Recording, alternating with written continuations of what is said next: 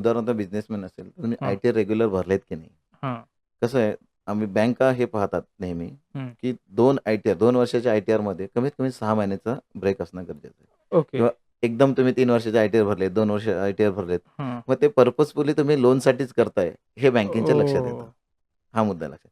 नाहीतर लोकं काय करतात 3 वर्ष आय-टी-आर पाहिजे, बोला सीएला फीस द्या आणि त्यांच्याकडून हां. एकदम आय-टी-आर भरून घ्या. ह्याने काय होतं, बँकर पण ते निगेटिव्ह ह्याने बघतात, की ओके. जेणेकरून ह्या माणसाला लोन घेण्यासाठी केलेले आहे, हे सगळी हां. डॉक्युमेंट अरेंजमेंट केलेली आहे. हे लगेच लक्षात येतं. त्यामुळे ओके. कदाचित तुमचे लोन रिजेक्ट होण्याचे चान्सेस तिथे जास्त असतात. म्हणजे एकदा बँक रिजेक्ट केली, एकाकडनं रिजेक्ट केली, दुसरीकडनं. त्यामुळे तुम्हाला काय तुमचा कॉन्फिडन्स देखील लो होतो. हां. अरे नकोच आता झंझट बँकेत घ्यायला. मला लोनच होत नाही. पण लोन होत नाही असं नाही. होतं. काही बँका आहेत अशा, की तुम्ही नुसतं इन्कमवरती की तुमच्या ह्याच्यावर पण देणारे आहेत. मग ओके. तिथे लागणार तुमचा रेट ऑफ इंटरेस्ट हां. किंवा तो त्याला वेगळा असेल. लागणार प्रोसेसिंग फीज. हं. ह्या गोष्टींमध्ये तुम्हाला फरक पडतो.